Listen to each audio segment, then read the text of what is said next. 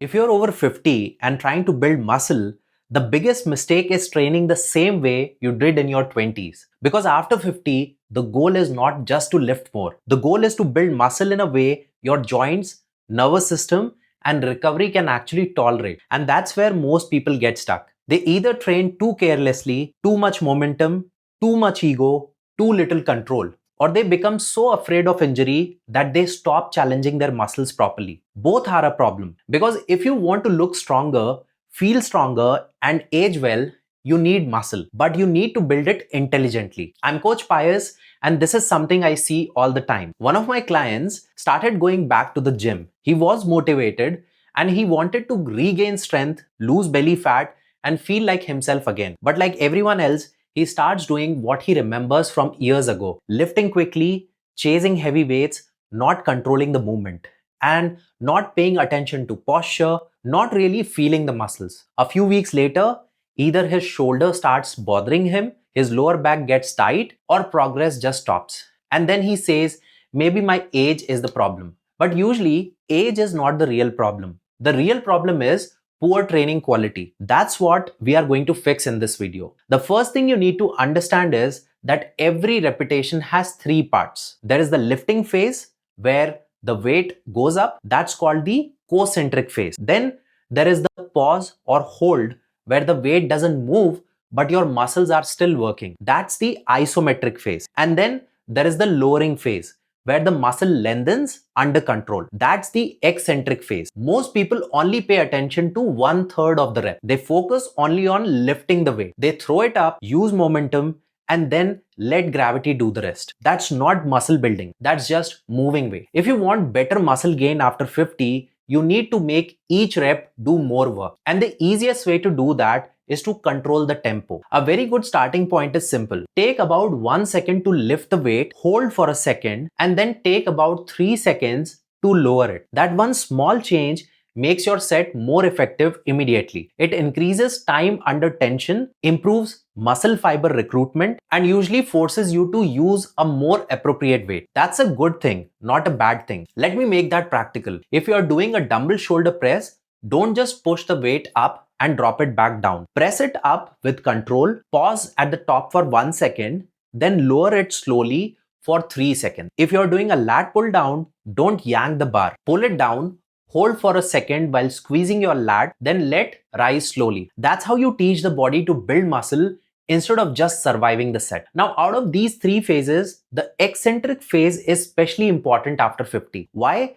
Because this is the phase where you lower the weight slowly and it creates a very strong muscle building signal. It also helps with motor control, stability, and long-term strength. The eccentric phase is one of the most effective ways to create hypertrophy because it produces more tension and more micro damage in the muscle fibers, which, when recovered properly, is part of how muscle grows. This is also why negative only work can be so effective. Let's say someone cannot do a pull-up yet. Instead of giving up, they can jump or step to a top position and slowly lower themselves down. That lowering phase alone can help build the strength needed to eventually do the full exercise. Now let's talk about the most ignored part of training, the isometric phase. This is when the muscle is working without movement. Think about holding the top of a glute bridge, holding the midpoint of a split squat, pausing the dumbbells at the top of a curl. That pause is not wasted time. It builds control and strength in positions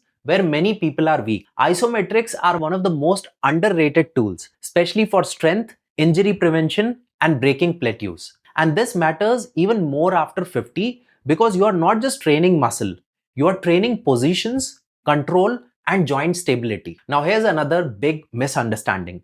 Building muscle and building strength are related, but they are not exactly the same thing. If you train mostly in the 6 to 12 rep range, you will usually be focusing more on hypertrophy, muscle size. If you train in lower reps with heavier loads, you will usually be focusing more on strength. Now, both matters because at some point your strength becomes the limiting factor for your muscle growth. If you get stronger with good form, your moderate weights later becomes heavier too, which means your hypertrophy work also improves. Strength training and hypertrophy training support each other, and after 50, it's smart to include both instead of only chasing pump work. So what does that look like in practice? It means maybe one exercise in a workout is done a little heavier for 4 to 6 reps with longer rest. And then the rest of the workout sits in 8 to 12 repetition range with more controlled tempo. For example, on a lower body day, your first movement might be a leg press or goblet squat done for 4 to 6 strong reps. Then you move into Romanian deadlifts,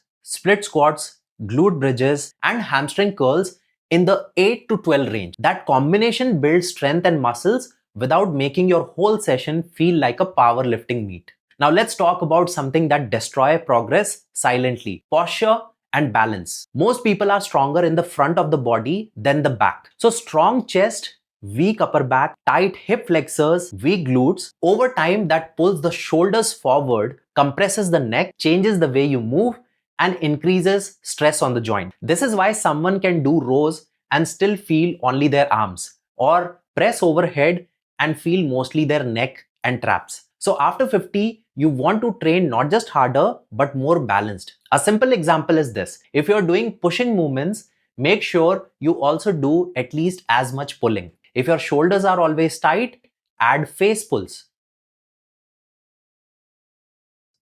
Chest supported rows, rear delt work, and thoracic mobility.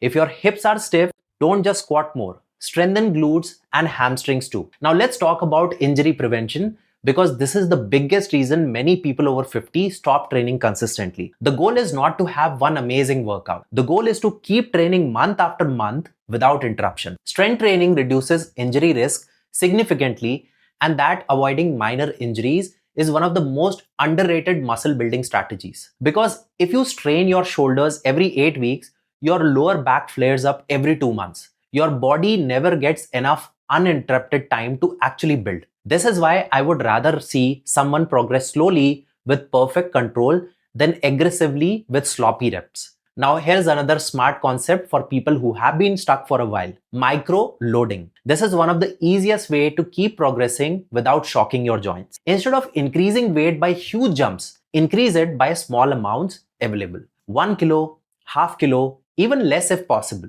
This becomes very important when you are no longer a beginner and normal gym jumps are too large. This is especially useful on exercises like shoulder press, curls, tricep work, lateral raises, or any movement where a big jump can completely ruin your form. Now let's talk about periodization in practical language. You do not need to train the same way all year. Sometimes you focus a little more on volume, more repetitions, more sets, slightly lighter weights. Sometimes you focus a little more on strength, fewer reps, heavier load, longer recovery. I'm talking about linear and undulating periodization. Your training should have phases. A simple way to apply is this. For 4 to 6 weeks, train mostly in 8 to 12 repetition range with slower tempo and more control. Then, for the next few weeks, bring some key lifts down to 4 to 6 repetition and focus on strength. Then go back again. This variation helps progress without burning out. And now we come to one of the biggest differences between average lifters and advanced lifters: mind-muscle connection. This simply means feeling the correct muscle working. If you're doing a row and you only feel your biceps, something is off. If you're doing a glute bridge and you only feel your hamstrings, something is off. If you can't feel the target muscle, you are leaving results on the table. So how do you improve that? First, lower the weight. Second, slow down the reps. Third, pre-activate the muscle. For example, before back training, do a light straight arm pull down or banded rows just to wake up the upper back. Before glute work, do a controlled glute bridges or side lying abductions. Before chest pressing, do a couple of light squeezes with a cable or band. That small step can dramatically improve how the main exercise feels. And if one side always feels weaker or less coordinated, use unilateral work. Single arm rows, split squats, one arm presses. These expose weakness and help you fix it instead of hiding it. So if I had to simplify this entire video into one message, it would be this. After 50, muscle is not built by ego.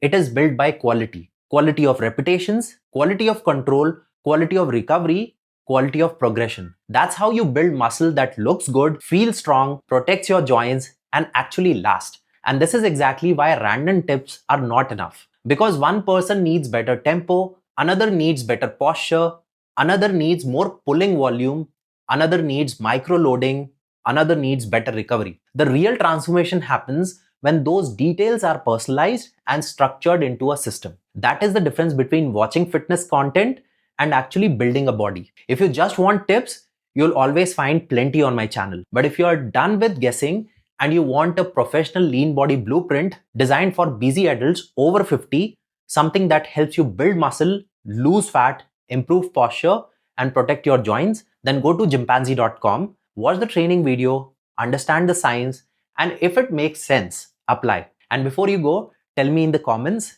when you train, what do you struggle with the most? Feeling the muscle, progressing the weight, or recovering properly? I'll see you in the next one.